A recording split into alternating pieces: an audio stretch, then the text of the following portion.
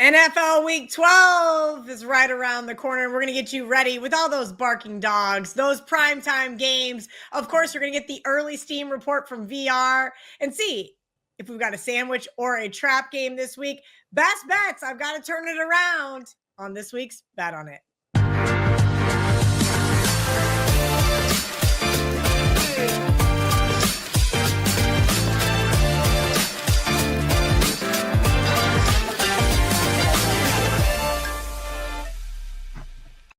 On Monday, when I did the script, Buffalo was a 3.5-point favorite. Now they're up to 6 in a lot of spots there on the odds logic screen at Houston. Total 43.5. But before we get into it, we got to bring in the guys. We got Marco D'Angelo there in the middle. We've got Gianni the Greek in the third chair. And we're going to keep it rolling. You guys have been red hot. My best bets have been the Achilles heel of the show, as the comment section likes to tell me. But we're going to turn it around right here by telling you guys that I know Buffalo got back in the win column against said best bet of the Bucks last week. And Houston, hey, back-to-back divisional game winners versus the Jags and the Titans, all with a little guy named Davis Mills. No CJ Stroud for Thursday Night Football was already announced this morning, and I think that's probably why we saw this line come up since Monday. But has Davis Mills really been that bad? 726 yards, 60% completions, 3 touchdowns, 1 interception. Okay, fine. He hasn't been that good. But you know who has been really good? Defense. That's right. The Texans, number 1 in EPA per play allowed, number 3 in success rate, number 2 in passing success rate, and number 4 in EPA per rush attempt. If you're going to give me 6 points with that defense at home on a short week, I'm going to take it. Next up, we've got the team that scorned me, and VR is going to tell you Sunday Night Football, whether the Buccaneers plus 6.5 at the LA Rams 49.5 is worth a look. Yeah, disclaimer, have not gotten to the window with this game, but 7-4 on the TV bet in the NFL. Coming into this week, 20-12-1 on bet on it. That's 63%. Combined with college football bet on it, 48-20-1. So that's over 70%. So far, so good. Let's keep it going. Not going to mess with the side yet because I have a strong lean, but I need some confirmation to get to the window. Done real good with these primetime games. Don't want to paint myself into a corner. But let's look at this total where I think we got some value on the under because I think it's inflated up at 49.5. And we haven't seen any movement. That's what I like. You're not seeing that even the wise guys getting out ahead of the public who will be betting this game over. They haven't gotten out ahead of it, where usually that's what you see on these primetime games where we'd wake up and look at least a 50.5 because they expect the market to move in that direction. But here's the recency bias that we can take advantage of. You have Tampa Bay, who's coming in, having scored 32, 23, 23. You have the Rams who come in scoring 21, 42, 34, 35. A lot of points. But when you look at the side of Tampa, this is the highest total they've had the entire season. No total this high for Tampa Bay. And then when you look at the Rams, only twice in their last 10 games have they had a total that has been this high. And they're actually have had one game more to the under than to the over their last 10. In fact, only 4 overs in their last 10 games. So both are looking at a much higher total than usual. Why? Because of that recency bias. But let's look at the matchup real quickly. Tampa Bay looks like they gave up a lot of points of late, but they went up against some very powerful offenses. More importantly, last week, they went up against the number 1 offense in Buffalo, who they allowed 44 points to. That's not going to be the same offense they're facing this week against the Rams. Top 10 offense, but nothing compared to the number 1 offense of Buffalo. So it'll be almost like slow motion again compared to last week. And then on the Rams side, you're looking at the best defense in the NFL efficiency-wise. So a Tampa offense that's very respectable, top 10, considering they had the 3rd toughest strength of schedule in the NFL. But they're really going to get tested this week against the Rams, who've also had a top 10 strength of schedule and are number 1 in efficiency. So I don't think Tampa's going to have an easy go of it like they've had over the last 4 or 5 weeks. with that said, we're going to go under 49.5. Again, I thought we'd get an even higher number. Thought that the Sharps would go over. That's not the case. So we'll go 49.5. I like it. All right. Monday Night Football for Marco D'Angelo. My NFC South prediction winner, that was the Carolina Panthers. God, they're just kind of frustrating at times. Also, been plagued by the injury bug. Speaking of the injury bug, the Niners, who they're facing, have finally started to get healthy. And I think we can all agree that Brock Purdy is better than Mac Jones. Marco, this line is interesting. Just sitting there 6.5 as the favorite there for San Francisco. 48.5 is the total. Make this one make a little bit of sense, because I'm kind of thinking that I would have expected more of a 7.5 point favorite for the Niners. So this one looks like it's begging for San Fran money.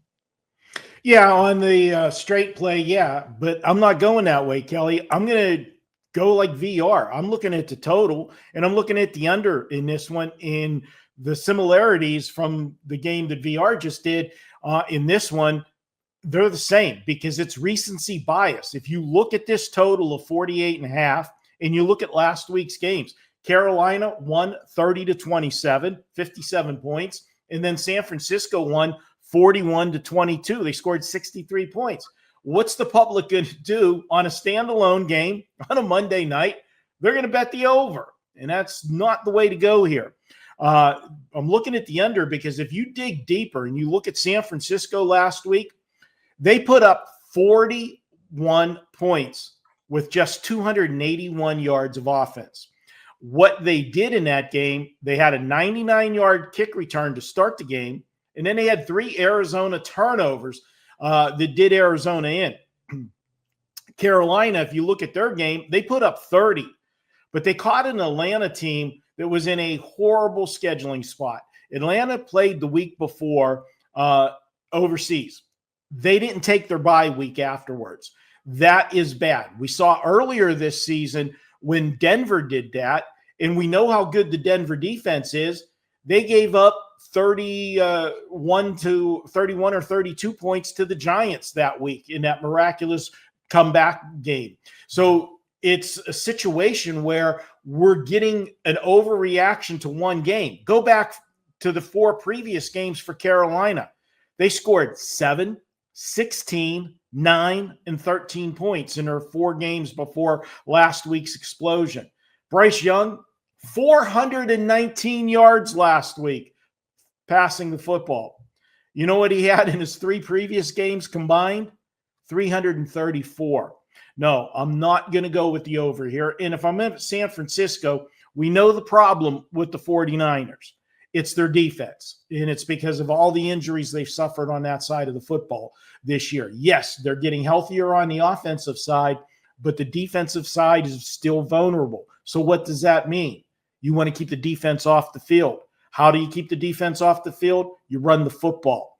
And when you got a running back named Christian McCaffrey, you're going to hand him the ball in this one. And he's going to be a little pumped up for this game because he's facing his former teammates. Let's go ahead and take under 48.5. Now, normally I tell you when I give you a total, act on this one now because it's going to move.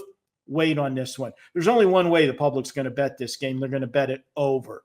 We'll get value closer to game time. I'm taking under the total, but for the official rating for the show, it's 48.5 right now.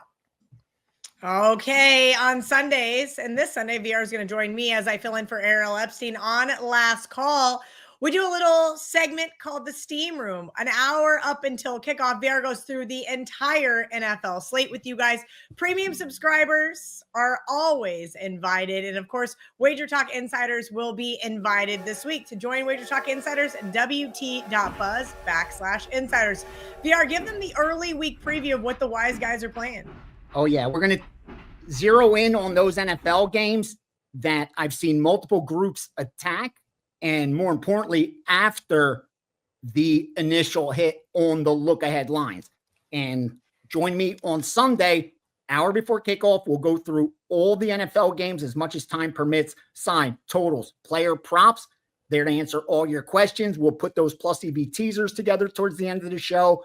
And again, you'll get the live stuff also. Now, here's some of the moves for Sunday. Start off 243, New York Jets, Jets, took the 2 touchdowns and a hook at 14.5. Also took out the 14s against Baltimore. New York Giants at 11.5. You saw them post that number really high compared to that look ahead. They took that down, and that's why you're looking at 10.5 against Detroit. So the New York parlay, Jets and Giants. New England Patriots, game 247. No surprise. Getting out ahead of the market. That'll be heavily one-sided from the public as well. The look ahead was 4.5. They moved it to 5 immediately on the look ahead. Went to 5.5, went to 6, 6.5. That's why you're looking at a touchdown now. 249 Seattle, minus 12.5 and 13 against Tennessee. They also steamed that one under. So usually the correlation is you're going to cover 13, probably going to go over a low total of 42. Not the case here. Don't expect much scoring from Tennessee. That total got hit at 42, which was the look ahead, 42.5. Got hit at 41 under as well. And then 40.5 earlier this morning. 260 New Orleans, the Saints, plus 3.5, 3, 2.5, 1, 1.5, all because of Penix. So quickly the books were adjusting based on that news. But when it got to as high as Saints minus 2, that's when you saw some take back on Atlanta. So wanted to put that game in there because it's getting a lot of volume already. And you saw that flip of the favorite that happened very quickly because of the Penix injury. And finally, 266 San Francisco, minus the 5.5, minus the 6.5, and then over 45.5 and 46 look ahead, 47, 47.5, and 48. So they like that over in the Niners. It's going to do it for this week's Steam Report. Join me Sunday morning for Last Call and then Steam Room right after. And because I've been bringing up the bottom of the barrel in terms of best bets, the Barking Dog segment has been our best segment all season long here on the show. Marco D'Angelo, I'm going to let you go first. This is the dog I was looking at as well. There's a few around that field goal underdog that are rather enticing this week. Tell me why you like the Cleveland Browns. Well, Kelly, a couple of weeks ago, we got comments in the YouTube channel asking if I was off my meds, and they might ask again because we're even looking at this game, Cleveland and the Raiders. And I equate this game to being like trying to decide whether you want to be punched in the face or kicked in the balls. Neither one's going to be pleasant, but somebody's got to win this game, and this is what I'm looking at. Yes, Shedeur Sanders makes his NFL debut this week as a starter. We saw him last week, and oh God, was it awful. And that's what people are going to overreact to, is because when he did come into the game last week, it was ugly. But here's the thing.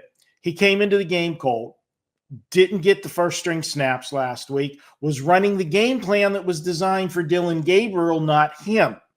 Now he's going to have had a week of snaps, going to have a game plan that's prepared, tailor-made to what strengths he has, and we'll find out if he has any. And he's going to be going against a Raider team that is a complete dumpster fire. It has been a train wreck of a season for the Raiders. The defense is not playing well. The offense is playing pitiful. Geno Smith is reverted back to New York Jet Geno Smith. They can't score, and they're coming off of back-to-back nationally televised games. If you remember, 2 weeks ago, they played division rival Denver on Thursday Night Football. Big game for them. They put up a good effort, and they only lost by 3. And then they had to follow that up with another primetime game on Monday night in which, let's be honest, they looked horrible against Dallas, and they couldn't move the football against the Dallas defense that everybody moves the football against. So the one consistent factor with the Browns all year has been that defense. How are the Raiders going to move the football against the Cleveland Brown defense? They're not. And you hear me say it all the time. Give me the better defense, getting points. That's where I'm going to line up. And the Raiders should not be a 3.5-point favorite against anybody, even a Shedeur Sanders-led Browns team. I'm going to go ahead and take the Cleveland Browns as my barking dog. It's going to be ugly to watch. 16-13, equivalent to paint drying, watching paint dry. Paint dry. Yeah, that's It's better than what we saw on Monday night from the Raiders. The Raiders were just completely abysmal. Geno Smith just got decimated by the Dallas defense. VR, I'm going to talk about Dallas here in a minute, but we're going to go to you first because your barking dog is pretty sizable here. And maybe you think that people should be a little nervous playing against them here in Survivor. Yep. And I'm fading the wise guys because earlier in that Steam report, you heard New England -4.5, -5, then the 5, 5.5, 6, 6.5. I bet it at +8.5. I sent it out to subscribers at +8.5 on Cincinnati because that's just way too many points. And the difference between what wise guys bet and what the number is now are two completely different games. So I'm not afraid of them having a ticket of New England -4.5, 5.5, or even 6 in their pockets. We're up over a touchdown. That's key here with Cincinnati. I was surprised. Why is it that high? But then I took a look at the ESPN power ratings, and here's what I see. Their power rankings, forgive me, their top 5, Rams, Philly, New England, Indianapolis, and Denver. That's their top 5. So what do you see there? Top records in the league, right? Everyone who's sitting at the top of the division at 7 and at 8-2 is in their top power rankings, right? Nothing could be further from the truth. They got one right. That was the LA Rams are the highest power rated team right now on my power ratings as well. Overtaking Detroit, who was number 1 last week at my numbers. But behind the Rams are Detroit, who dropped to the 2nd slot. KC, yes, 5-5 KC. The power rankings show who would be favored. And I'm telling you right now, only 1 or 2 teams would be favored over Kansas City on a neutral. Seattle, number 4, Buffalo, number 5, power rating wise. And that's why we're able to take advantage of New England because they have New England top 3. I have New England. They just cracked my fifth. They're barely 15th. They're 14th power rating wise. The 14th best team. So they'd be dogs to 13 other teams, even sitting at that record. And why? They've had the 32nd toughest strength of schedule. So they've had the easiest schedule in all of the NFL. And yet they're only 15th most efficient offense, 12th most efficient defense. Like they're barely in the top half of the NFL with the very easiest schedule. They've gotten wins. That's the bottom line.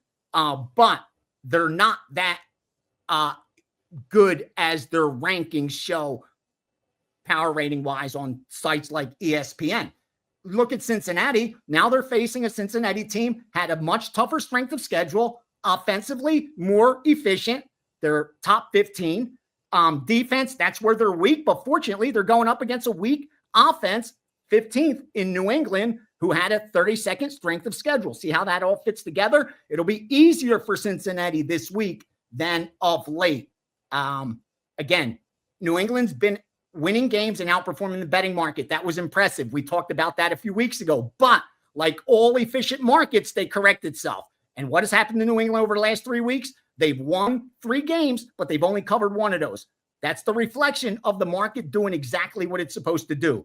And now they're playing a Cincinnati team that's coming in having underperformed 3 straight games. That's why they're getting more than a touchdown now. In those 3 games that they lost, they were never getting more than 5.5 points. In fact, they were favored in 2 of those. They're now an 8.5 point dog. Give me Cincinnati plus the points. I'm not worried about injuries and stuff like that. I'll take the home team here. New England, overrated, overvalued, and this number is just way too high. I don't know, VR, if the comment section of the show is anything like my Twitter. Bring it, please, because right now, I get it every week. Patriots fans so mad at me that I turned around and picked a fight with Bears fans, and I'm like, I'm a Broncos fan. I think they're overrated as well. That's it. Kel, I have no bias. I get it every week in the dogs, and here's what I am with the dogs in the NFL, with these ugly dogs. 8-2-1. 80% with these ugly dogs. And if you didn't like that dog here, I'll give you the Vegas race right here. Formula 1 is in Vegas this week. I'll give you a plus 450. The winner of the race is going to be, where'd he go? George Russell plus 450 to win the Formula One race here in Las Vegas, and then bet Kimi, Kimi, that's the last name, at plus 200 to be on the podium, to finish top 3, and finally, the team with the most points, and also the winning constructor, that's a prompt, will be Mercedes AMG. Mercedes AMG will have the most points at plus 150, and they will be the winning constructor at plus 300. So you got a plus 450, plus 200, plus 300, and plus 150. If that's not enough barking dogs for you, what could I do? What could I do, Giselle? I get it. The barking dog segment has been my saving grace this year. Got it done last week with Carolina. They knocked Falcons out of a ton of people in survivor pools, and I think no one's probably going to use the Eagles this weekend. Hopefully, they're going to save it for Black Friday. Speaking of Black Friday, we're going to be doing a Thanksgiving and Black Friday show. We're going to do it early in the week. If you are an insider, wt.buzz/insiders to join. You guys are going to get early access to that one Tuesday afternoon, we'll call it. Tuesday afternoonish, you'll get all 4 games from us for Thanksgiving and Black Friday. And then, of course, same time, same place next Wednesday for the Sunday games as well as Monday Night Football. Now, I'm taking the Dallas Cowboys here, plus the field goal and the hook. And I know the Eagles have won and covered their last 4 games, including last week, that sleepy home win over the Lions. Dallas needed that bye week so badly. And then they came out with an impressive road win over, well, I know it's still the Raiders, but that defense showed up and has looked significantly better since week 7, number 19 in EPA per play, number 15 in EPA per drop back. Now with a new guy named Quinnen Williams there as a defensive tackle, he had 1.5 sacks last week. And I think that he has motivated this defensive line, which bodes well with the Eagles' offensive line, who is going to be without Lane Johnson for this game. And I think that people don't recognize how a veteran offensive lineman can affect the play. Yes, I also know Dallas is on a short week. And hopefully CeeDee Lamb and George Pickens actually follow team rules so they can play the first series of this game. But I do think that I'm going to take the better defense plus the points here. Remember, Dallas had held Ashton Johnson to 7 rushing yards on 6 carries on Monday night. Maybe they can do the same for Saquon on Sunday. Give me the Cowboys plus 3.5 as my barking dog for NFL Week 12. Marco D'Angelo, your standalone segment is called The Deli. We've been doing it for years on the show, and you decided with our production team, hey, I'm going to make this bigger because there's so many teams that fit into these situations, whether it's college football or NFL, and we want to give them to our audience for free here on the Wager Talk YouTube channel. Tell everybody how the Deli's been doing. I'll give you guys a hint. It's been really good. Well, Kelly, we've had 8 winning weeks, only 2 losing weeks, 1 break-even week. That's a pretty good run. That's converted to 35-18 for the season. We give 5 games on the show each week, and that'll come out on Thursday. And then, of course, be part of the Bet On It Mega Show as well. So check out the Deli. And I love you guys jumping into the comments section. We get a lot of interaction in the comments. A lot of people, I like to hear where everybody is watching from, see where our audience base is. And we've had people watching from other countries and everything else. It's really cool. So tune in Thursday for that. And this week for the Deli, we're looking at a trap game. And that trap game is going to be the Arizona-Jacksonville game. This is going to be hard to swallow off of last week's results. But, guys, we know the old saying, nobody is as good as their best game. Enter the Jacksonville Jaguars, who beat the Chargers, who was everybody's darling after they took care of the Steelers on Sunday Night Football. They beat them 35-6. Oh, what's the second part of the saying? Nobody is as bad as their worst game. Enter the Arizona Cardinals, who lost last week 41-22 to the 49ers. Now, I mentioned in that game that the 49er game was very misleading, as the 49ers had all those points, 41 points, with just 281 yards of offense. Why? Well, we told you, that kick return and 3 Arizona turnovers. Guess what Jacoby Brissett had last week? He led that team to 488 yards of offense in defeat. I look for them to have a big game this week. And before you start jumping up and down about Jacksonville and how they demolished the Chargers, Trevor Lawrence had just 153 yards passing last week. Yeah, granted, they had a big lead most of the game, so they were running the football. But what about the week before? He only had 119 yards. I cannot fall for Jacksonville as a road favorite. They're in the old fat and sassy alert mode after that win last week. This will be the third road game in 4 weeks for Jacksonville. But it gets worse. If you go back before the 4 weeks, they had their bye week. What did they have before the bye week? They played over in London. Think about this. In a matter of 6 weeks, they had 4 games where they traveled. They traveled to London. Then they came back here. They played the Raiders here in Vegas, went back home, played Houston. Then they also went and played another road game, now coming here to Arizona.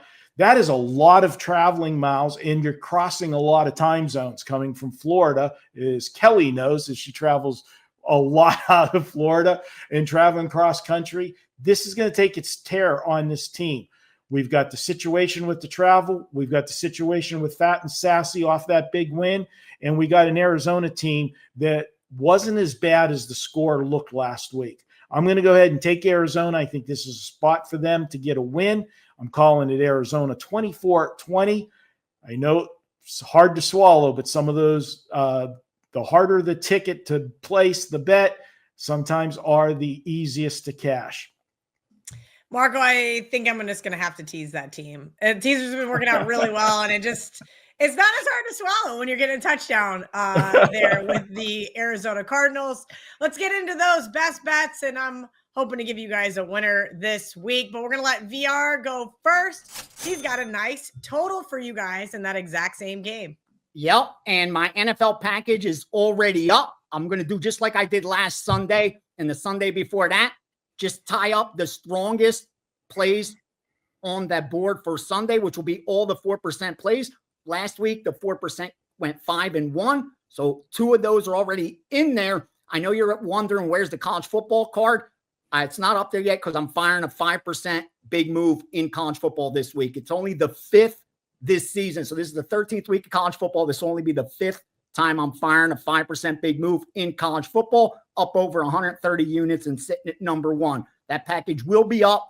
I'm just waiting to see when's the best time to get down on that big bet. Now, here's our best bet as of today in the NFL. We're going to look at the Jacksonville, Arizona total and take advantage of some recency bias there. It looks like Arizona's given up a lot of points of late, but if you look at the offenses they faced in efficiency, they played the number 5, number 9, number 4, number 3, and number 13th most efficient offenses. Okay. Now they're going up against Jacksonville. That's out of the top 15 and didn't have, I mean, they had a decent strength of schedule, but they're out of the top 15. So they're going to have an easier go of it. So that defense that has looked horrific will have an easier offense to contend with this week. Same thing with Jacksonville on their side of the ball, which has been the weaker side defense. They're not going to have as difficult a time this week because they're facing offense that's out of the top 15 on the Arizona side as well. So I look for both defenses to perform better because they're going up against much weaker offenses. And then when you look at the offensive side of the ball, again, I don't think Jacksonville is going to have the success they've had of late like they did against the Chargers, Houston, and Vegas. When you dig into those box scores, you'll see some horrific turnover differential. And I don't think they'll be able to sustain that.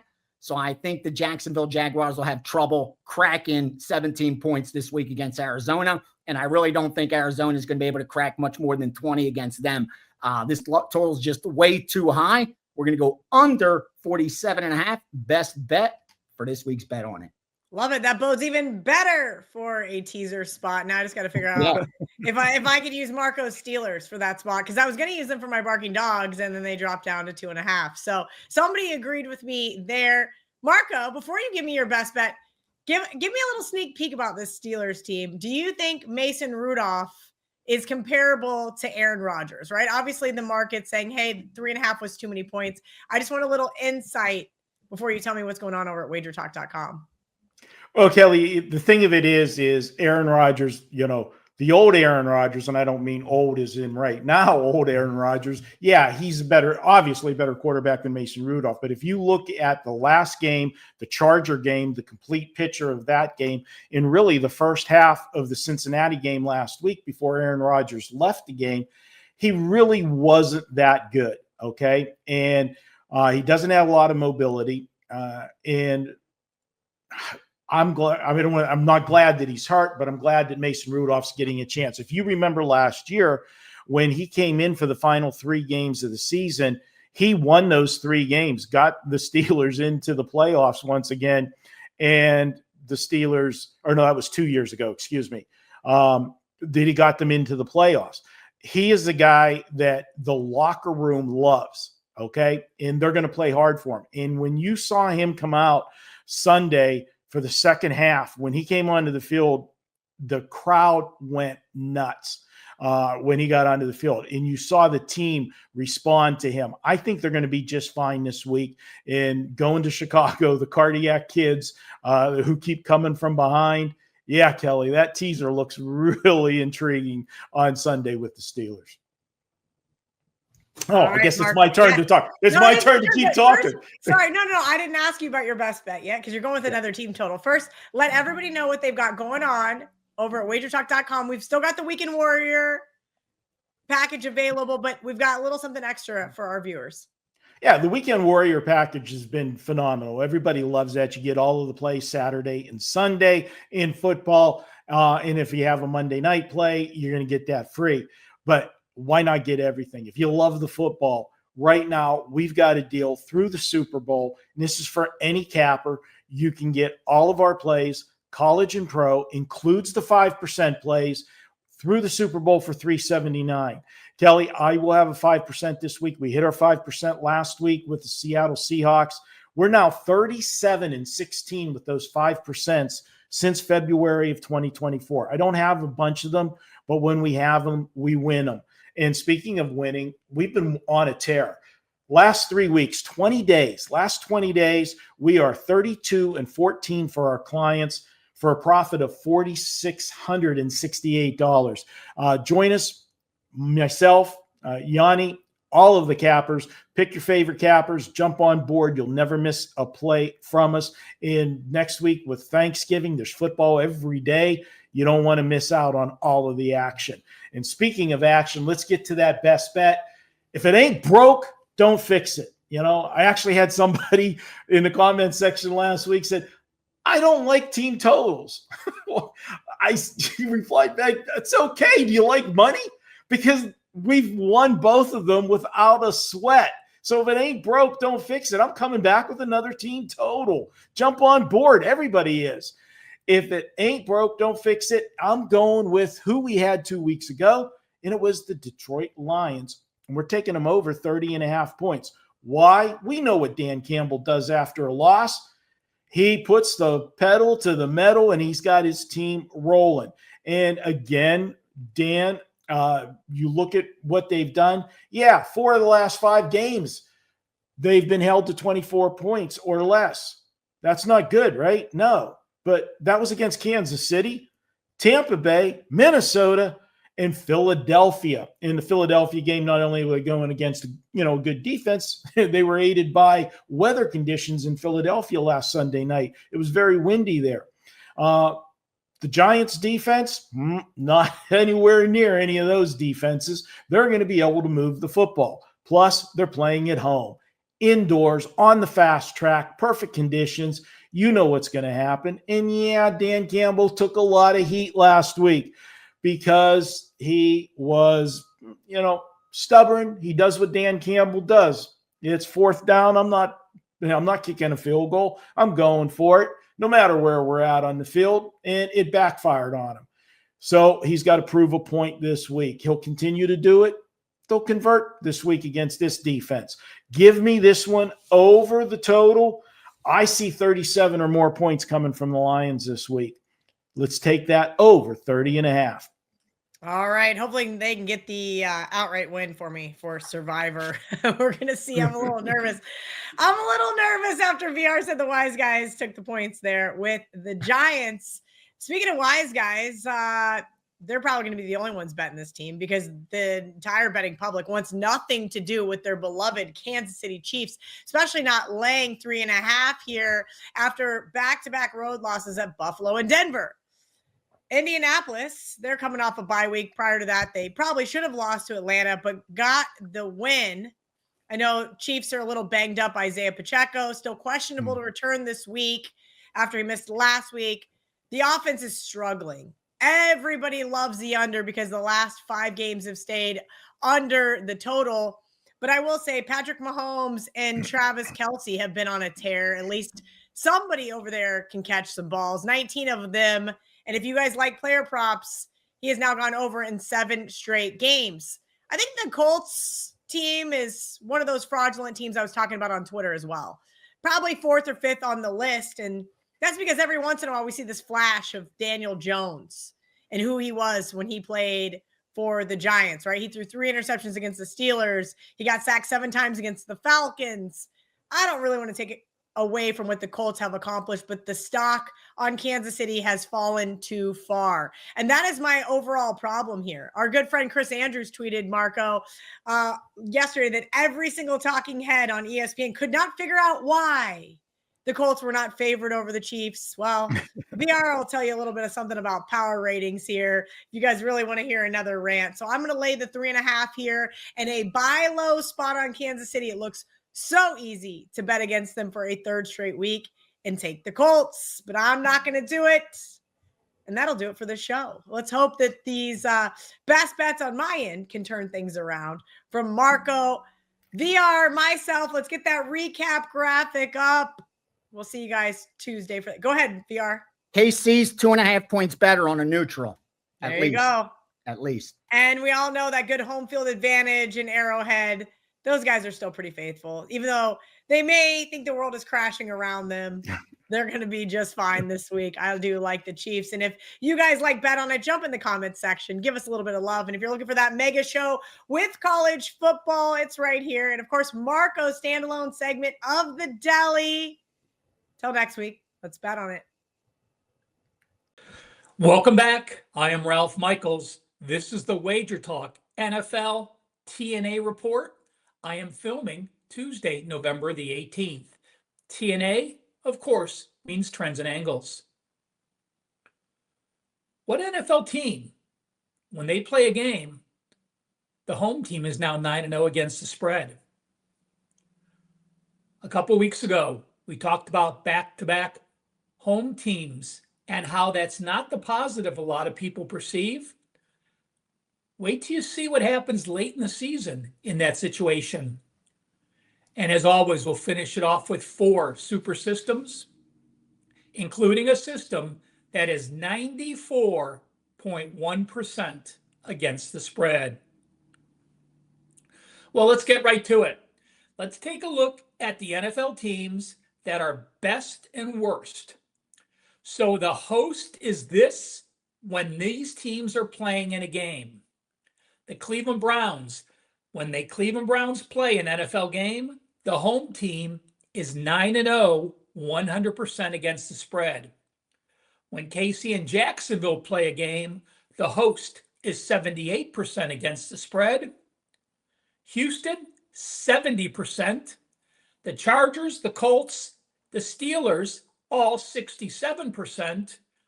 And Cincinnati, Washington, Miami, Detroit, and Green Bay, when they play a game, the home team is 60%. So let's look at the opposite end of a spectrum. When the Arizona Cardinals play a game, the home team is 2-8, 20% against the spread.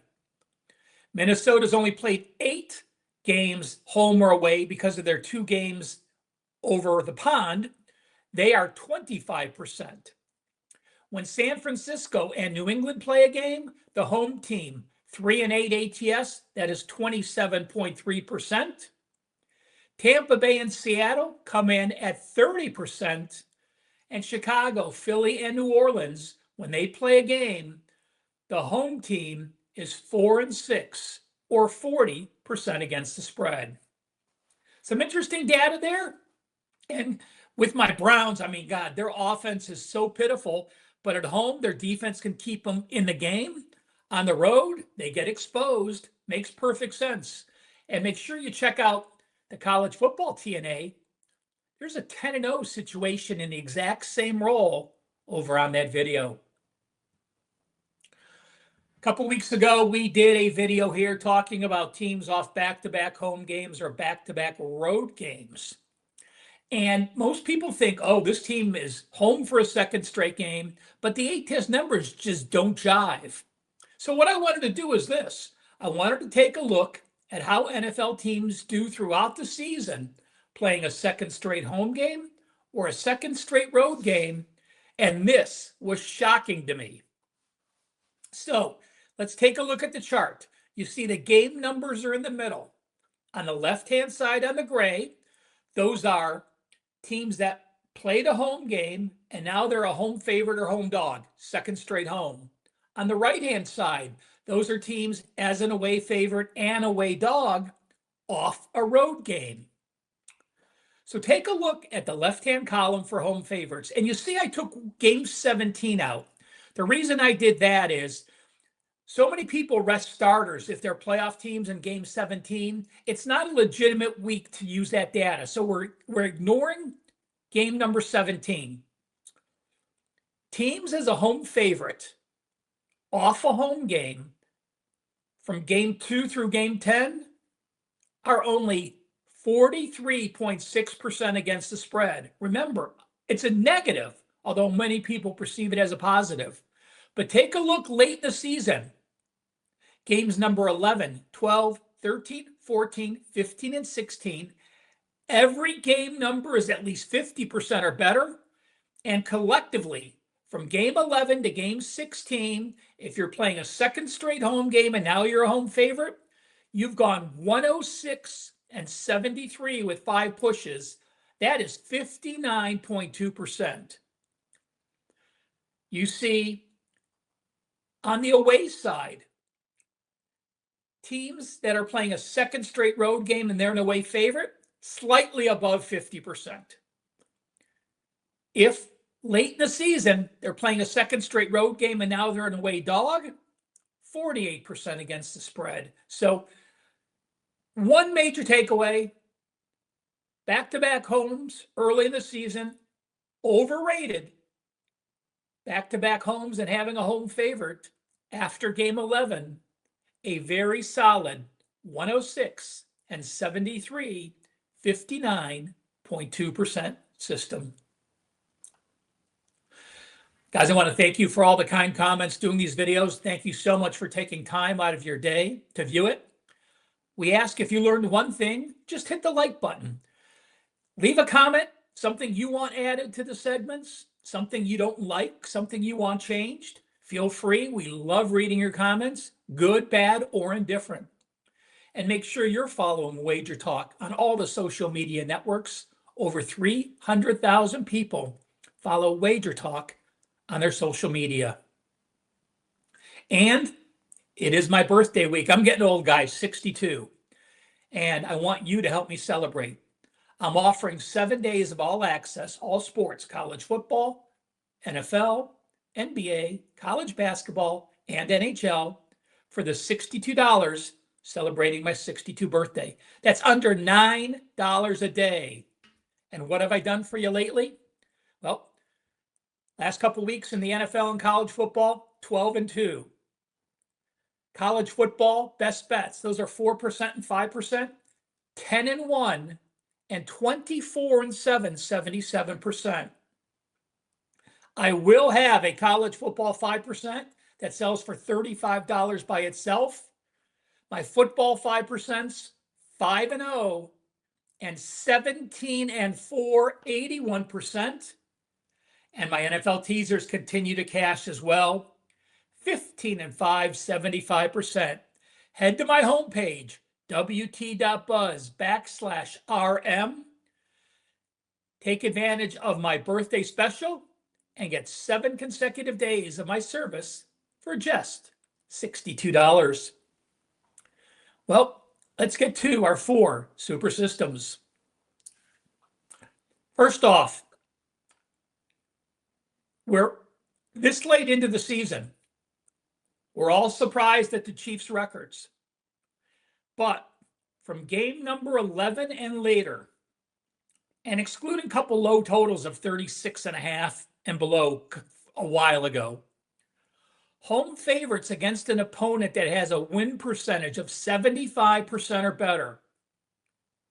It's happened 116 times since 1989.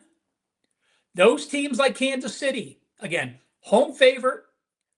The opposition has a win percentage of 75% or higher. We are game number 11 and later. And again, we're eliminating a few totals under 37. Those teams like Kansas City this week, 81, 38, and 4, 68.1% against the spread. Records really don't matter much.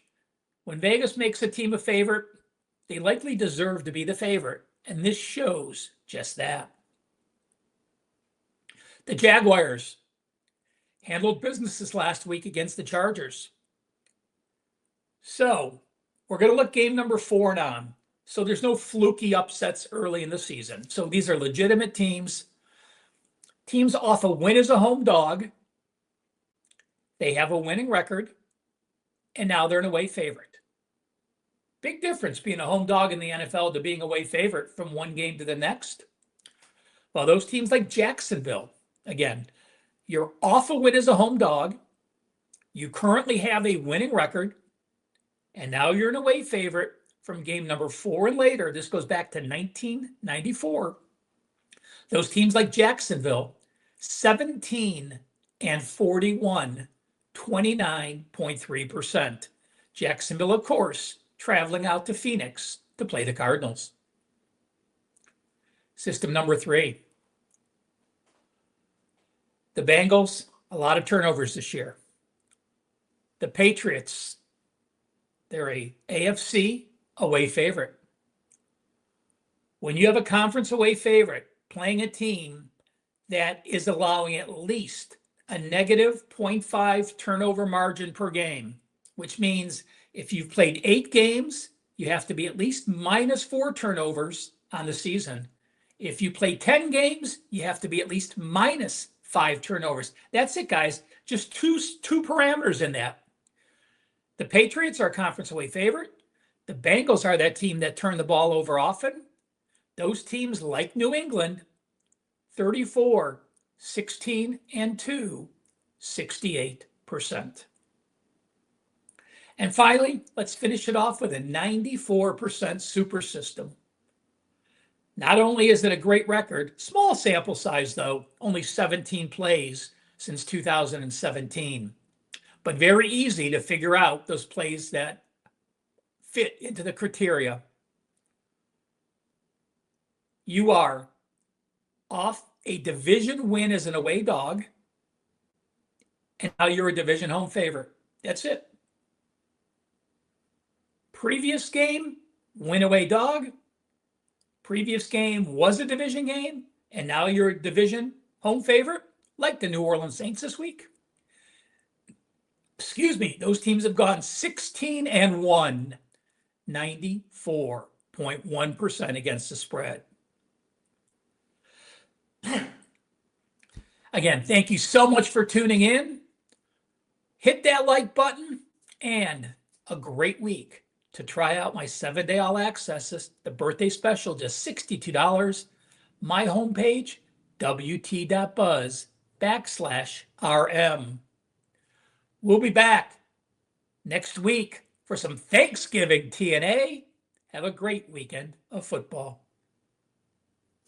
So when it comes to mid or late November, by this time of the year, when it comes to stock watch, I'm kind of looking for different things than I was earlier in the season. And in particular, for the team we're going to talk about today, the San Francisco 49ers, I'm going to focus on only half the 49ers, not the whole team, but from a stock watch standpoint, we're going to buy the 49ers offense right now. So what does that mean? We're going to look for San Fran games to go over the total. We're going to look for San Francisco team total to go over. That's the two things that stand out to me. This isn't about betting on the 49ers. It's about betting on the 49ers offense because their defense is a mess and they know their defense is a mess. And every quote coming out of the locker room says, we know our defense is a mess. We're going to have to score points in bunches. That's exactly what George Kittle said before last week's game. And what happened? They ran 52 offensive plays last week, 24 first downs on those 52 offensive plays, 41 points in that ballgame. Brock Purdy is better than Mac Jones. I don't know why people are still focused on where Brock Purdy was drafted. Okay, doesn't matter anymore where Brock Purdy was drafted. Right now, he is a Super Bowl caliber QB for an offense that, even with all the injuries, man, they got Christian McCaffrey healthy. They got Juwan Jennings healthy. They got Ricky Pearsall healthy. They got DeMarcus Robinson healthy. They got George Kittle healthy. You got Brian Robinson Jr. healthy. They got weapons. So you have an elite QB who's healthy. And, we have a quarterback that's sat for weeks. They're way less dinged up than the guys who've been playing the whole way. So Purdy's healthy. He's got weapons to throw to. The offensive line is playing well. And there's an urgency for San Francisco to score points because they know how bad the defense is. Put it all together. We're buying the 49ers offense. And I'm going to grade myself 49ers team total over the course of the next 5 weeks. All these stock watches, it's a 5-week span. San Fran team total the next 5 weeks, over. Expect more of the same. Thanks for watching. Cheers. Who's hungry? The deli's open. Hey guys, Marco D'Angelo here for Wager Talk TV, and we've got another edition of Marco's Deli.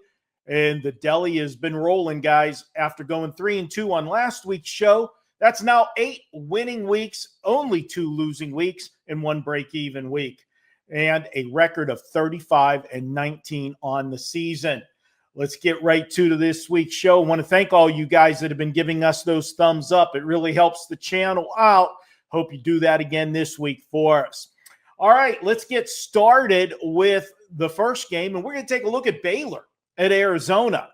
Baylor's getting 7 points here, and Baylor has been their own worst enemy, losing 3 of their last 4 games. But it must be noted that in those 4 games, they committed 9 turnovers. And in those 4 games, the 3 losses, well, they were on the wrong side of an 8-1 turnover margin.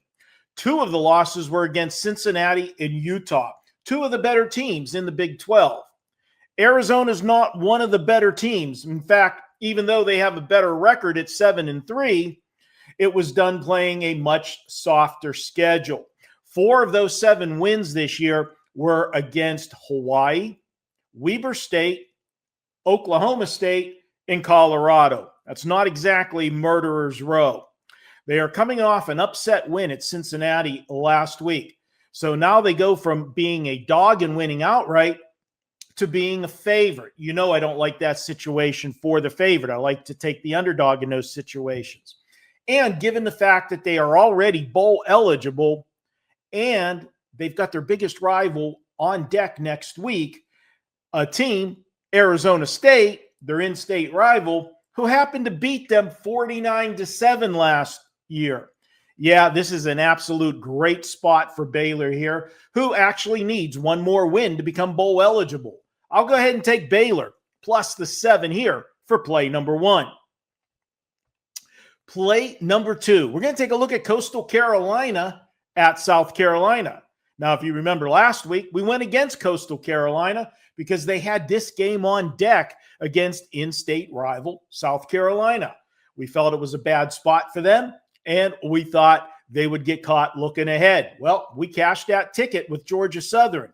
Now this week, it's Coastal Carolina who is catching an opponent in a sandwich spot. South Carolina is in an absolute horrible spot. Not only are they in a huge sandwich as they played Texas A&M last week, but they've got in-state rival Clemson on deck. And how does South Carolina pick themselves up from last week's loss? Remember, they played Texas A&M. They led 30-3 at halftime against Texas A&M, and they ended up losing 31-30.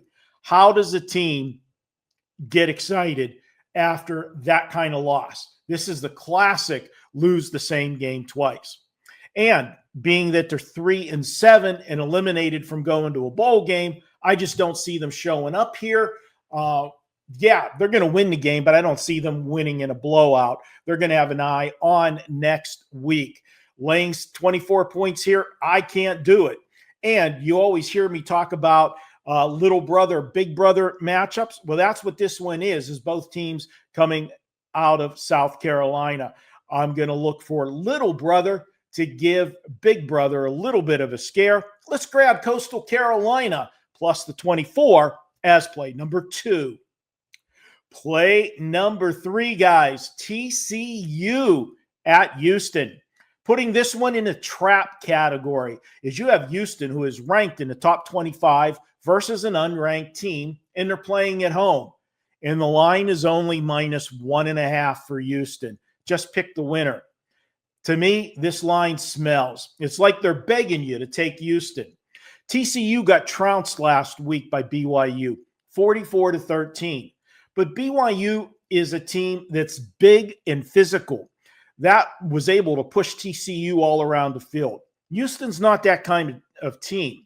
This is also an in-state rivalry game, and TCU would love nothing better than to end Houston's hopes of getting into the Big 12 championship game by upsetting the Houston Cougars. Remember, right now, Houston's in 3rd place in the Big 12. They still have a shot at getting into that championship game.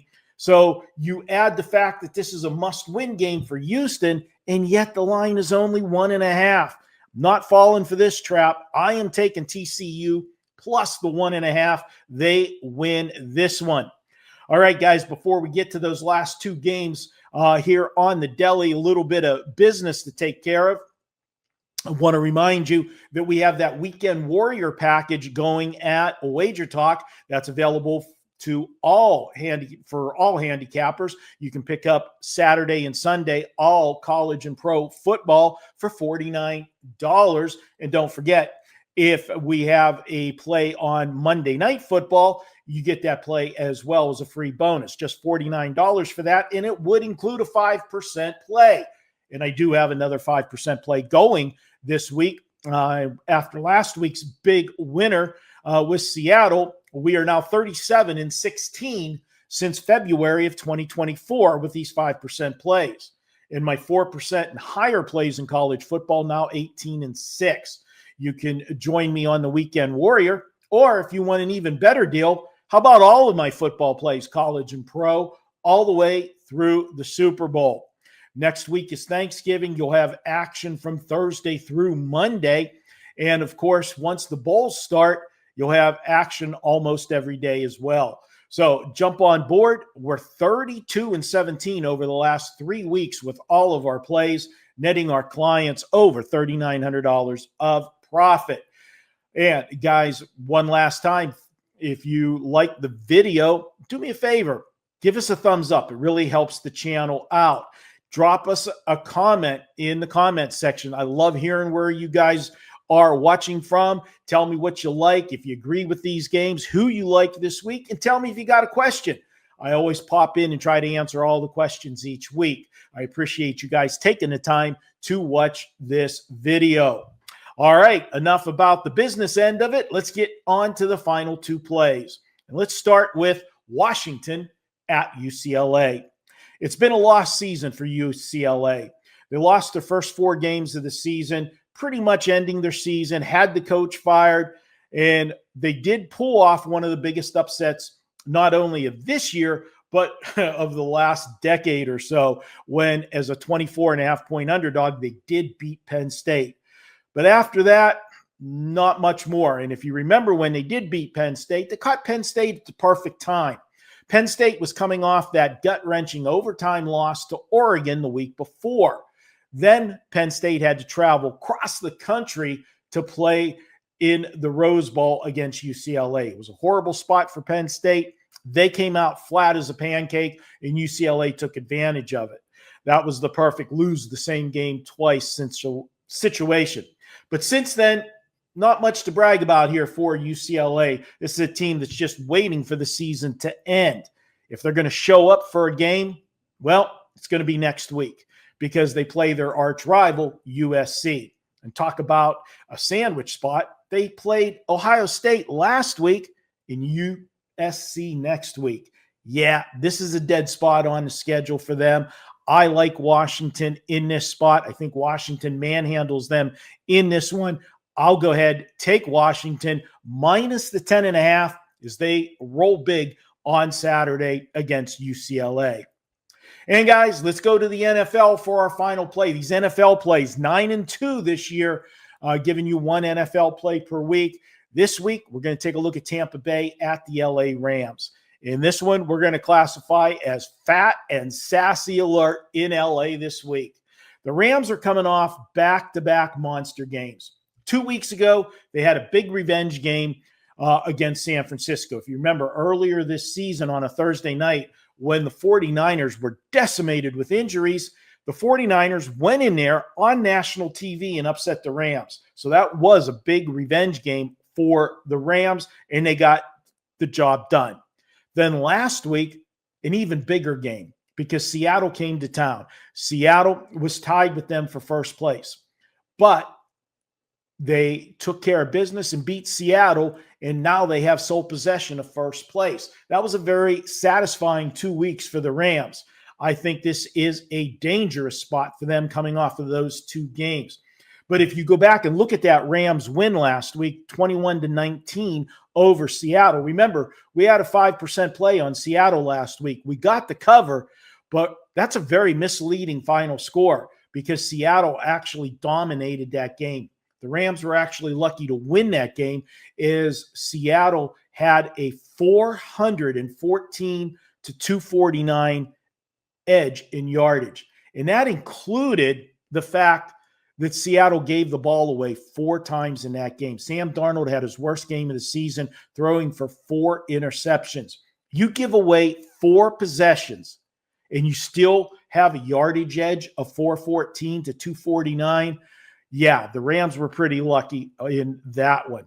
Tampa, on the other side of the coin, went to Buffalo last week and lost 44-32. Now, if you look at that score, you think, hey, they lost by double digits. But really, that was a tight game. They went back and forth with several lead changes well into the third quarter before Buffalo capitalized on a couple mistakes and big plays, and they pulled away for the double-digit win.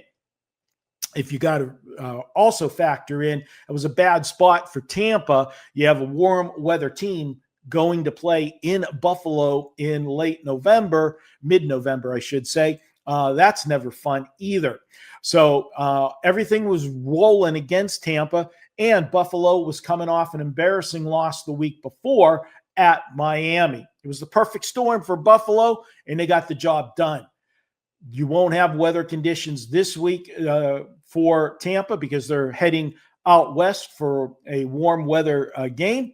And we're getting that fat and sassy LA Ram team. I think this is a great spot for Tampa Bay. I'm going to grab the 6.5 points. I think this one goes right down to the wire. And I think Baker Mayfield can pull off the upset with Tampa Bay. This is a team that can score points. They've scored 23 or more points in 8 of their 10 games this year.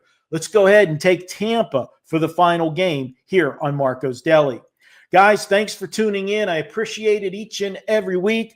I'll look forward to seeing you guys next week with Marco's Deli. Until next week, good luck and let's cash some tickets. I'll see you next week. Week 13 of the college football season is upon us.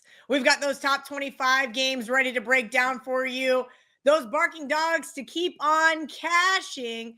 The Deli keeps on winning. We're going to give you that early week Steam report with VR. And of course, best bets up next on Bet On It.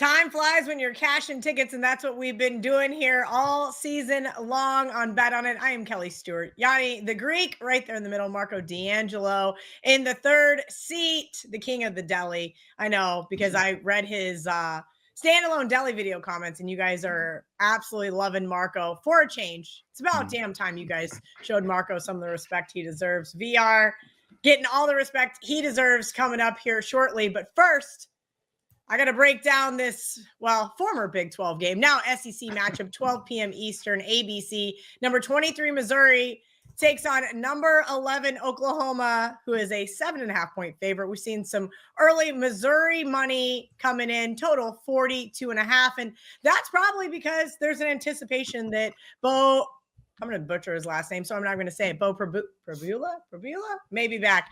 That being said, Coach Drinkowitz said yesterday in his presser, he expects the lovely third stringer Zollers to start the game. Now, all intents and purposes, Mizzou beat Mississippi State last week, and that was a big win because they snapped a 2-game losing streak. Oklahoma, though, boy, did that defense show up big time at Alabama. They have now defeated 4 of 5 ranked opponents this year, and that's where I'm going in this one. Defense. The Sooners' defense ranks 8th in the nation, allowing just 16.1 yards per game. And like I said, not only limiting top offenses like Alabama last week, but also Tennessee. I like the under 42.5 here. I've not been impressed with this Mizzou offense, basically since getting past Auburn there in overtime, losing at Vanderbilt. This is only their third road game of the season. Give me that under 42.5. Marco, you're up next, 3:30 p.m. Eastern, CBS. Number 17, USC. At number 8, Oregon. Oregon is a 9.5-point favorite.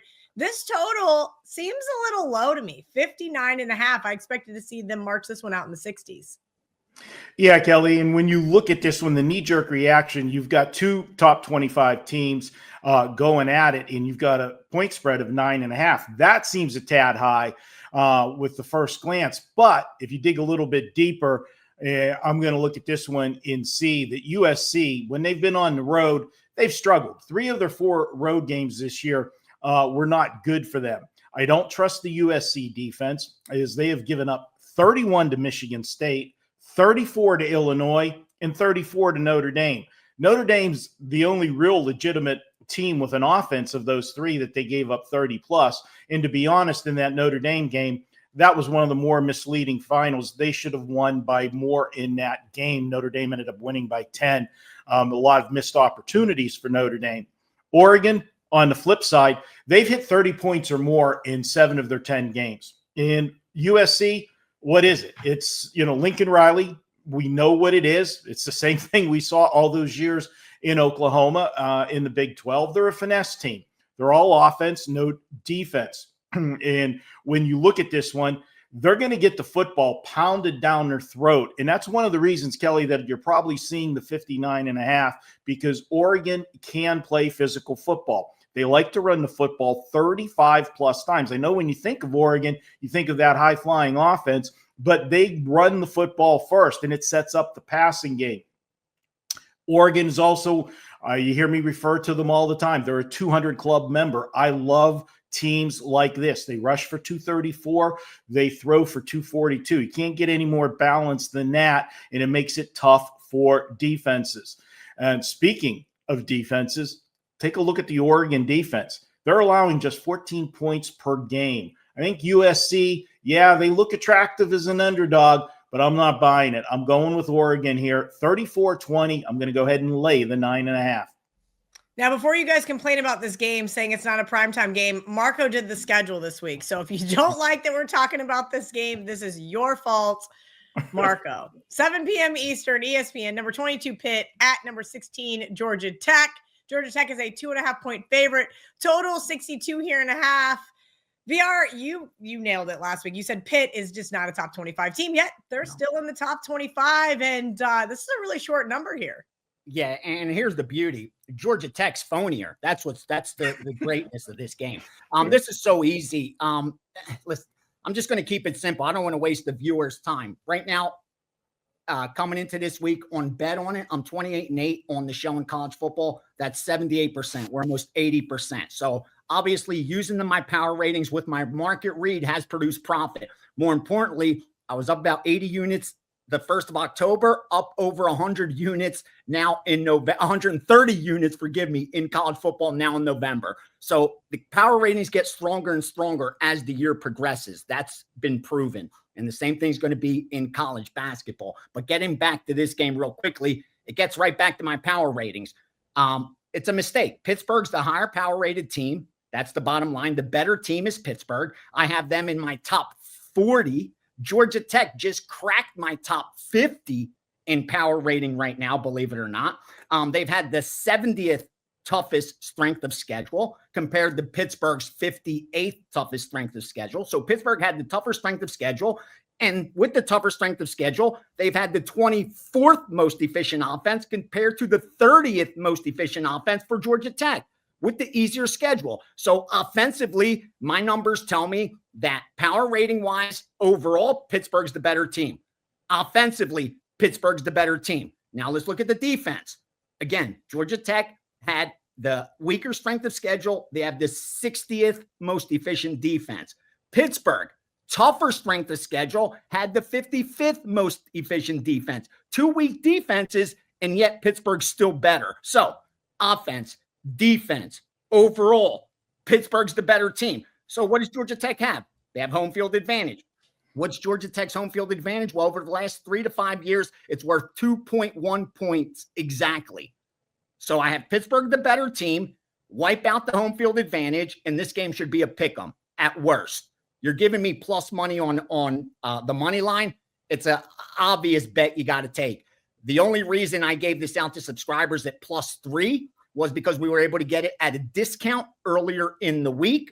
Otherwise, this would be a money line play. Points not needed. Points are for pussies in this game because we got the better team. Again, the only advantage Georgia Tech has is that they're playing at home, and that's worth about 2.1 points. That's it.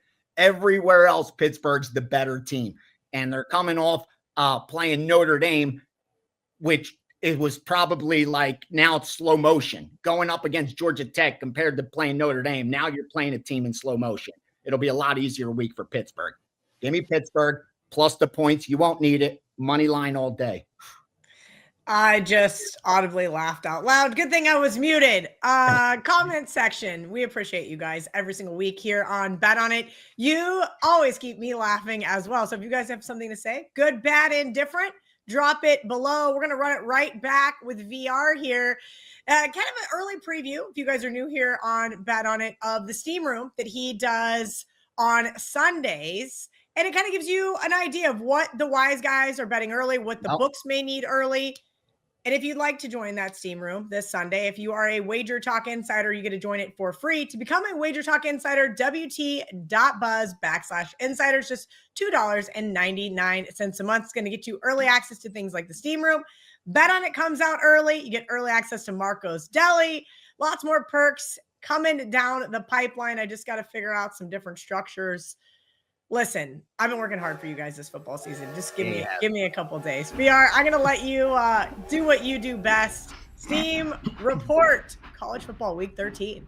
Yeah, the Steam Room's awesome during football. We just do it on Sunday, the hour plus leading into the early kickoffs, and we go through every NFL game, at least all the early games.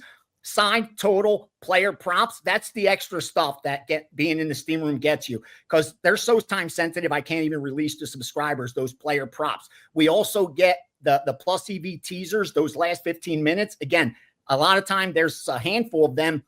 I can't narrow them down for subscribers, but for guys in the Steam Room, they're able to pick the ones that they like most, been able to make a lot of money off of those. And finally, I'm there to answer all your questions on any game, any money management topic, anything like that. Again, I work for you. And after football, it'll be on Saturdays with college basketball. That'll be a lot of fun because we'll be doing a lot of live betting as stuff comes in. Now, I narrowed down, like usual, 10 of the most legit Steam moves where I'm not seeing resistance, where I'm seeing multiple groups on the same side. and where I still think there's a little bit of EV because we're not seeing that resistance come back yet, if you agree with it. Again, totals come out Thursdays. I've said that every single week.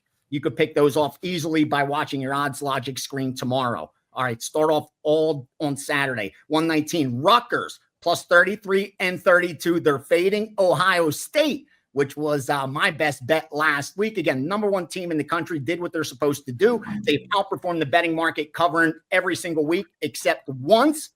Wise guys think it'll be twice. They took Rutgers. Old Dominion, game 131, minus 10, minus 10.5, minus 11 against Georgia Southern. 143, Michigan, laying double digits there, 12, 13, 13.5 against Maryland. Toledo, 148, 26 and 27 against Ball State. Again, those number, if you like that side, those shouldn't scare you. Like once you get over that minus 20 range, there's a lot of variance. The difference between a minus 22 and a minus 23 is negligible. The difference between a minus 2 and a minus 3, two different completely bets. 155, Missouri, plus 9.5, plus 9, plus 8.5, and then plus 8 against Oklahoma. 173, Arkansas against Texas. They took the 10. They took the 9.5s out as well. Louisville playing SMU. Good game there. They took the 3.5. More importantly, they took the 3, took that key number. So it wasn't just one of those games where there's 3.5s out there. Key number 3, let's pick those off. No, they hit the 3 as well. Wisconsin, Illinois, they took the 9.5, took the 8.5. We'll talk about that game later. 210, LSU, laying the points against Western Kentucky, a meaningless game, but we're at that part of the year where style points actually matter. 3 factors that you can't quantify in college football that matter right now. That's bowls and playoff implications. Senior day actually matters, and style points move up in the rankings. Those things are difficult to quantify, but they matter once you get into November, forgive me. And finally, last game, 219, New Mexico, minus 2, minus 2.5. More importantly, minus 3 as well. They laid the 3 there against Air Force. That's the Steam read for this week's bet on it. Jump in the Steam room on Sunday, and I'll be on Last Call Saturday going over college football and college basketball as well. Yes, you guys can catch VR with me both days this weekend. I'm going to be covering for Ariel on NFL Sunday as well. All right, Marco, I'm going to let you go first here on the Barking Dog segment. You have been absolutely crushing this spot, and you took a dog this week that I had on my radar, but you're going to have to convince me to trust them. I'm not going to lie. I had them on my long list, and I thought, I can't trust Colorado, Marco. Well, Kelly, I'll just give you a preview to the NFL show. You're going to have to trust the process several times this week, okay, with some of these games. And we're going to start with Colorado. And yes, Colorado looks ugly as hell. They've lost 4 of their last 5 games, but I'm really looking at the scheduling spot here. Arizona State is coming off a scare last week. They only won by 2 points as a 10.5-point favorite. And normally you hear me say I love taking good teams coming off a scare because you get a focused effort the next week. And that would normally be what I'm here. But is VR just said in his last segment, there's other things you got to look at when you get to the final 2 weeks of the season. Some of those things are teams out of the playoffs? Do they have something to play for? Last home game and rivalry games. And all those rivalry games come up next week. Thanksgiving weekend. Well, Arizona State has that big rivalry game. They play Arizona next week. And I think they're going to look right past this Colorado team that is ugly as can be, but this is Colorado's last home game. So I look for them, and they are not going to a bowl game. Okay. They're already have their 7 losses, so they can't go to a bowl. This is their bowl game in essence. And I will take a home team in that spot. Whether it be a rivalry game or the last home game, I will look to them. And that is the case here. And with everything that I just said and nothing to lose, what's that mean for Coach Sanders? Well, he can take all the chances he wants. Sometimes you take chances, it backfires. But if I got a dog and they're taking chances, knowing that they're going to give me everything they got, I'll go ahead and ride that dog. This is more of the spot, Kelly, than the team, but everything that I look at adds up to I've got to take Colorado with the inflated number at home. I think this goes right down to the wire, and let's call it Colorado 27-24. All right, I'm going to make VR wait a minute because he took my barking dog for this weekend. I'm going to give you guys an even grosser barking dog. Just an absolute ugly, like, Kelly, why would you do this? And that's because I've had these double-digit dogs all season that I've left off my list. And now I got to take this one. Oklahoma State over 2 touchdowns at Central Florida. A team who has lost 6 of their last 7 games, and now you want to lay double digits with them?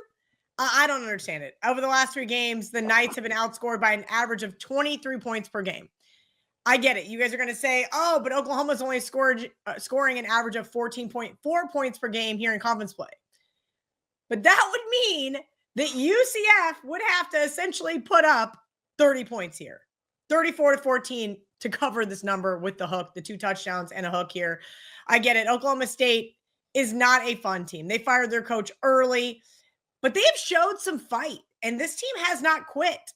They wanted to beat up on Kansas. They didn't get the win, but they tried. And against last week versus my Kansas State Wildcats, I think UCF is reeling. I think the Cowboys smell some blood in the water.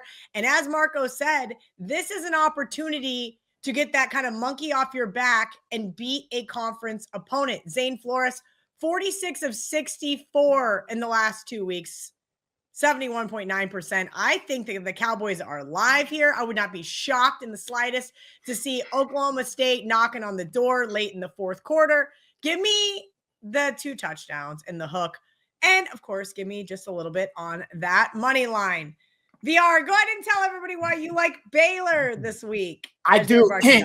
And disclaimer, I haven't gotten to the window with it yet. I haven't released it to subscribers yet. But I only have 2 dogs that I was leaning this week. One I released, which I'll use as my best bet. So I was stuck with this one, and it's Baylor. And here's why I haven't gotten to the window yet. Because I'm not seeing 6.5 at my sharpest book. I have a different book that I use the shade for different markets that I believe books the sharpest stuff. And when it comes to college football, the one book that I'm looking at, they have them at 7 juice on the Arizona side. I don't like it. I wanted to see him at 6.5. If that was 6.5, this would be a 4% play, believe me. And you're saying, wait, you're getting more points now at 7. Why wouldn't it now be a move? It's because of how I'm reading the market. Listen, the bottom line is this. Arizona, the only difference between these 2 teams, the big difference is the record, the result. But when you look at them on paper, the predictable data, they're not all that far apart. In fact, power rating wise, I only have them 6-7 slots different. I have Arizona as the 40th power rated team, and I have Baylor as the 46th and about 47th, tied right around there, 46, 47. So they're very comparable in power rating. And the difference in records comes down to the schedule. Arizona's had a very easy strength of schedule. In fact, it's the 50th toughest in college football compared to Baylor, which has a top 25 strength of schedule. That's the difference in the records. But when you look offensively, way superior offense on the Baylor side. 15th, they're a top 15 offense with that strength of schedule compared to a barely top 40. They're 39th Arizona offensively. Defense, that's where Baylor has the problems. They're barely in the top 80. But still, Arizona is only in the top 40. So again, they may be 2x better defensively, but they've had a lot easier strength of schedule as well. So Arizona is now going to go, Baylor's going up against a much easier offense. Their weakness has been defense, and they're going up against a very weak offense. So that's credit to Baylor, strength of schedule to Baylor, offensive side of the ball advantage to Baylor, and they're catching all these points. And when you look at Arizona, even home field advantage, nothing. It's worth what? Not less than 2.1. So they have less of a home field advantage than Georgia Tech had over the last couple seasons. So yeah, I like Baylor plus the 7 points, and it comes down to strength of schedule. That's the difference in the record. And I'm going to share something real quickly. College basketball, a perfect example, because we saw this. This reminds me of the Arkansas bet that Marco had last week, where against LSU, where it was just the record. But when you looked on paper and the actual stats that matter, they were a lot closer than the records indicate. And something that stuck out to me today when I was looking at college basketball, and I'm sorry, I know it's a college football show, but they have Alabama not even in it ranked, I don't think, And I can tell you guys right now, my power ratings in college basketball. Number 1, Duke. Auburn is about, what do I have Auburn? 1 point worse than Duke, 1.5 point worse than Duke. Behind Auburn is Houston, who's a half point worse. Behind Houston is Alabama and Gonzaga. So Alabama's a top 5 power rated team, but because they've lost the game already, you don't even see them in the rankings, I don't think. Same thing happens in college football. So this Baylor team's a lot better than their 5-5 record. And let's not forget, they want to be bowl eligible. Big game.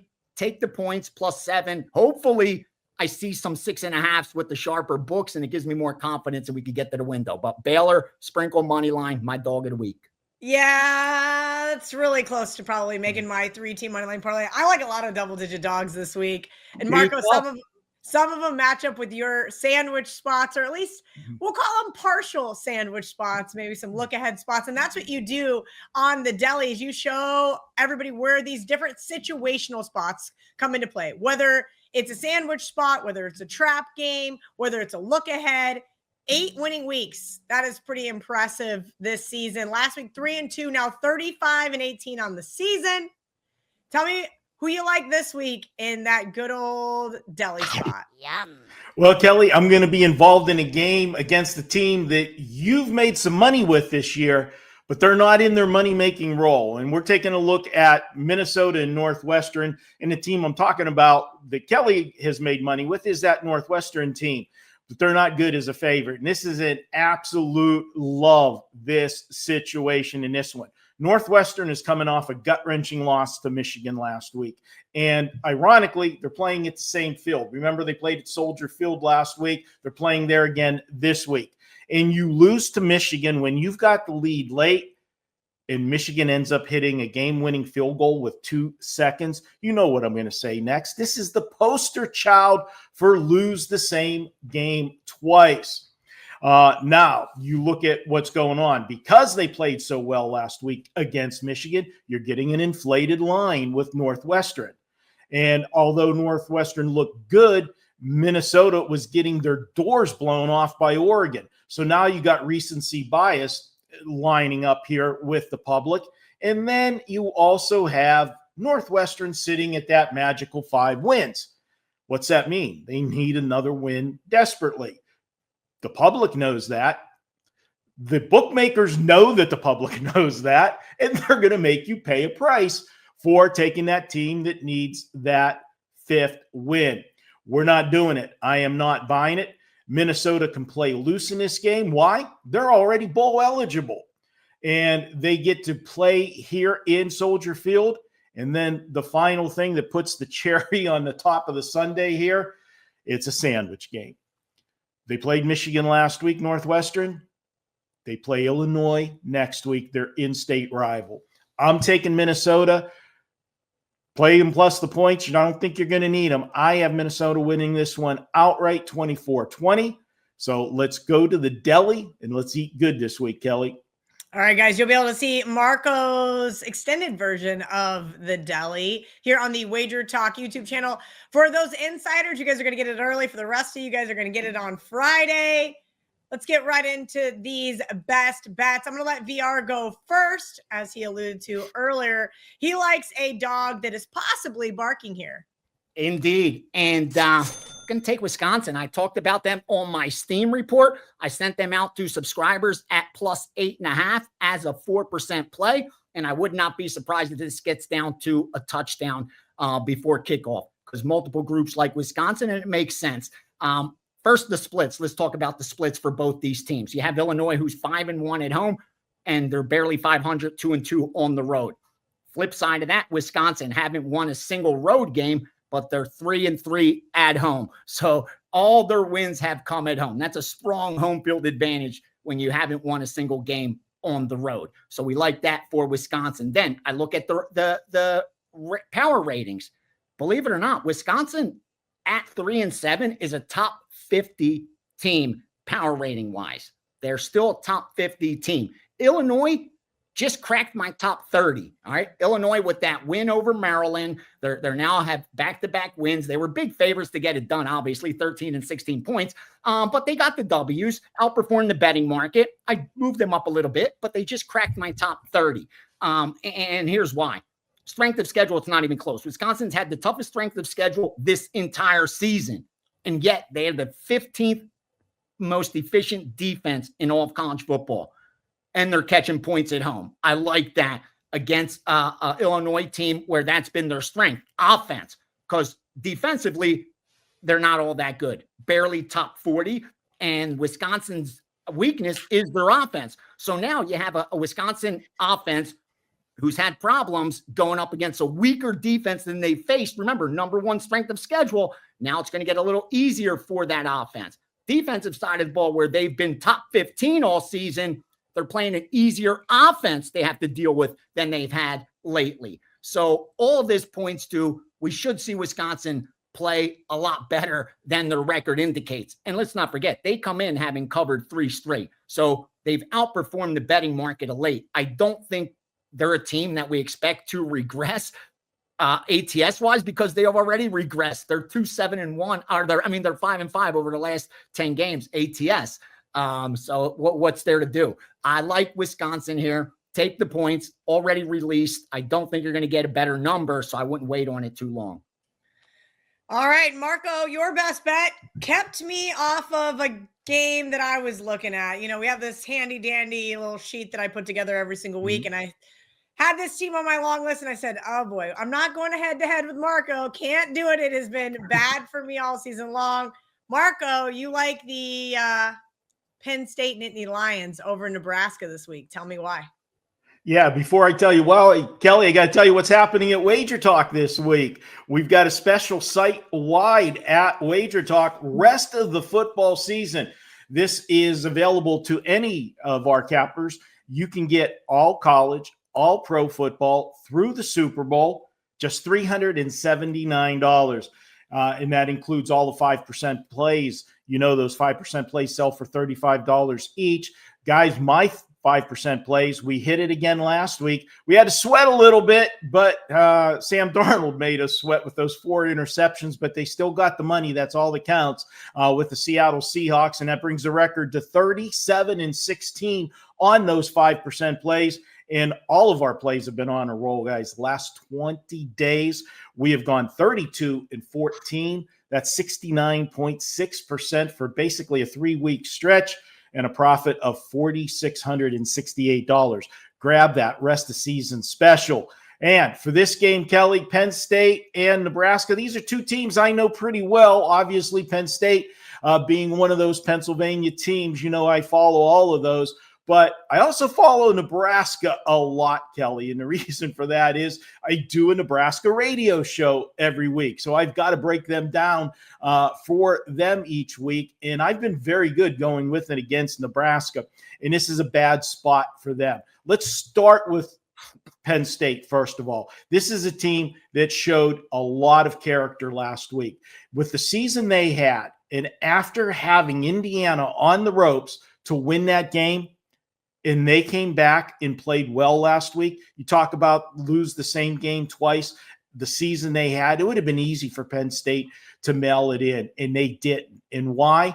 The team absolutely loves the interim coach. They're playing hard for him.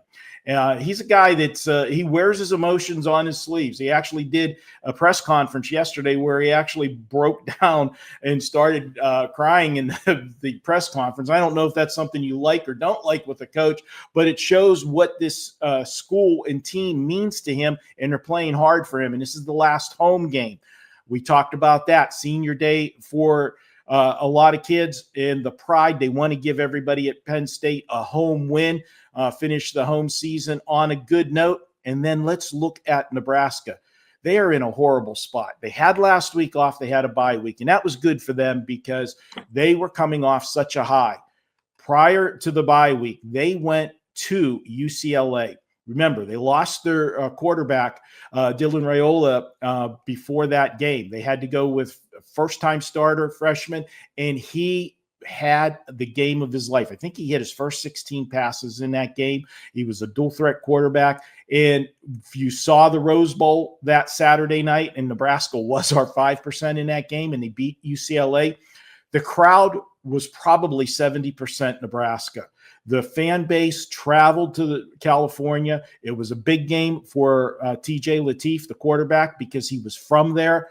Now they've got to sit around, read their press clippings for 2 weeks, go to Penn State. Remember, UCLA didn't know what to expect with the game plan because they didn't have any real game film on him. He got in some mop-up roles, but that was the first start. Now Penn State's had the luxury of seeing what they did and what was successful. And the other big difference is TJ Lateef's not facing the UCLA defense this week. He's facing a very good Penn State defense, and he's going to have trouble. I like Penn State in this one. I'm going to go ahead and lay the 9.5. I know people looked at this and saw Nebraska getting 9.5, and they want to run to the window. I'm not doing it. Just like we talked about that Oregon game, there's a reason this line is this high. I'm taking Penn State. I'm laying the points. I expect Penn State to roll big, 30-13. And I just figured out the reason why this game was so high, and that's because VR said in his Steam segment that the sharp guys bet it. But I think that they're really overlooking a couple of things here. Sure, Michigan has won 4 straight games, but they failed to cover their last 3 as a favorite, just 1-6, and their last 7 as a favorite against the spread. As Marco mentioned, Michigan needed a walk-off field goal not only to beat us, but also Northwestern last week at Wrigley Field. That was a gross one. But I do think after a scare, plus, who do they play next week? All right, they're going to go home and play Ohio State. I think it's going to be tough for them to get excited to play Maryland. This is a Terps team that we're on early. If you guys remember, we had them versus Wisconsin and Washington. I still cannot believe they lost that Washington game. And they had a 6-game losing streak subsequently after that. But now they have a chance to play spoiler, keep Michigan out of the college football playoff. I like Maryland on the money line because I need this team to break my heart just one more time this year. That has been the college edition of Bet On It. Let's bring back in the guys. If you guys have a comment, question, or concern, please drop it in the chat. We'll get that recap graphic up right now. And of course, if you are looking for that NFL show, you guys can find it right here. The mega show right here. And also check out our specialty segments right here on the Wager Talk YouTube channel. I am Ralph Michaels. I cannot believe it is week 13 of the college football season. This is the Wager Talk College Football TNA report. That, of course, means trends and angles. We're going to look at teams that are 5-5.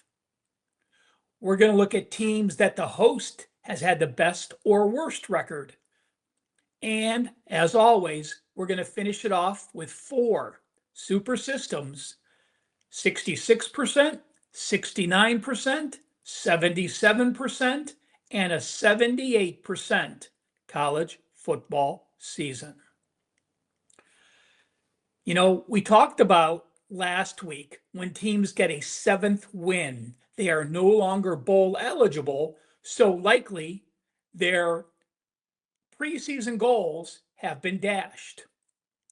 Well, when teams get to 5-5, they only have 2 games left. They need to at least win one of those games to get a 6th win and to become bowl eligible.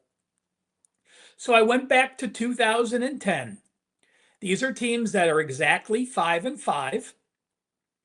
On the left-hand side, you see the ATS and over-under records for a 5-5 team that is off a win. They were 4-5. They won last week. They are now 5-5.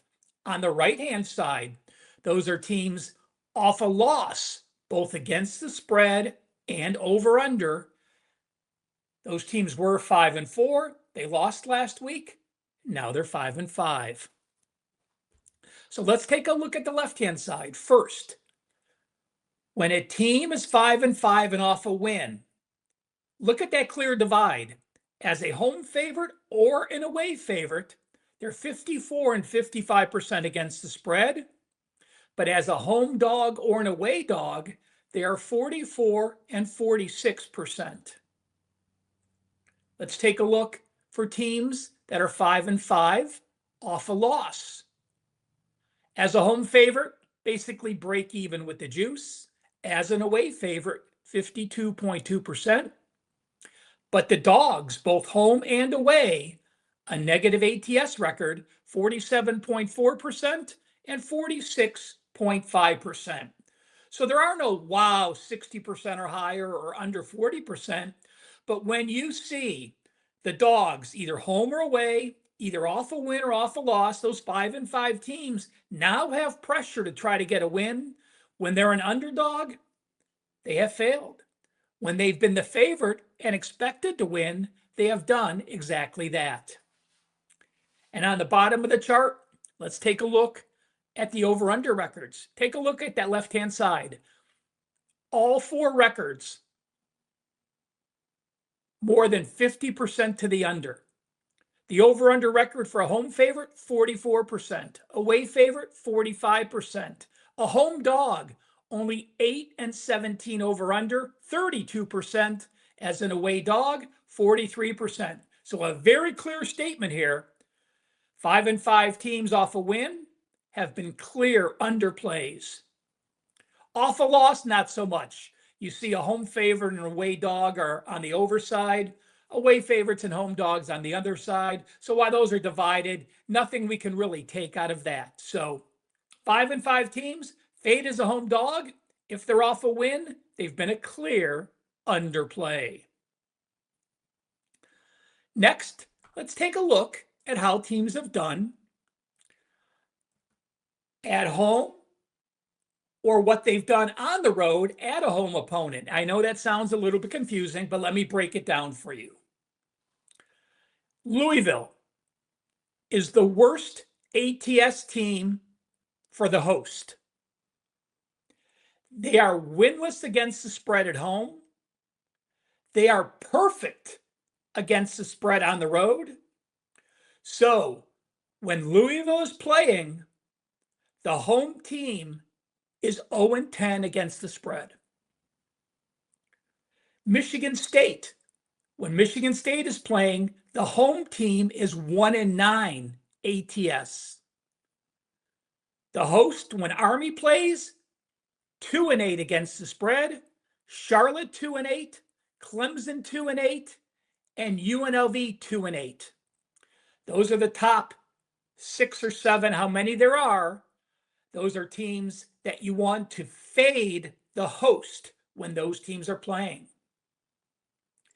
Which teams have had the best home record? Well, when Arkansas State, Alabama, Florida State, Georgia Southern, and Toledo play, the host has covered 8 games.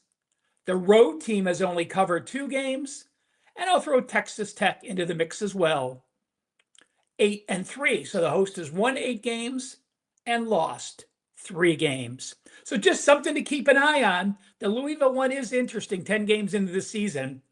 And the home team in Louisville games, a perfect 0-10 against the spread. Again, guys, I want to thank you so much for taking time out of your busy day to watch this video. And I do want to let you know, it is my birthday week. I am getting old, folks. I am 62, and I'd like you to celebrate along with me. Head to my homepage, and you can get 7-day all access for $62. That's college football, that's NFL, that's NBA, that's NHL, and that's college basketball. Now, the non-football sports, I do limited action, but there's usually a couple plays, a day, at least one play a day in those 3 sports, and it's often multiple plays besides the football selections. But 7 days of all access for under $9 a day. What have I done for you lately in football? College football and NFL combined, 12-2 and 29-13, 69%. My college football best bets, 4% and 5% plays, 10-1, 91%, and 24-7, 77%.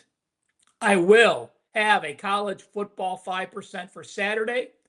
My football 5%, so I'm number 1 at Wager Talk for the last year in football 5%. A perfect 5-0, and listen to this, 17-4, 81%. My last 21 5% plays. That one play $35 or the entire 7-day birthday week for just $62. Oh yeah, by the way, my NFL teasers also 15-5, 75%. Well, you know what? Make sure you're subscribing to Wager Talk. That way, anytime these videos get loaded, you will be notified immediately. And please hit the like button. If you learned one thing today, hitting the like button and leaving a comment helps our algorithms.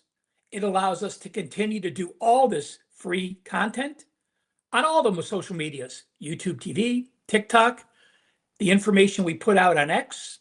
So subscribe to Wager Talk TV, hit that like button and leave a comment.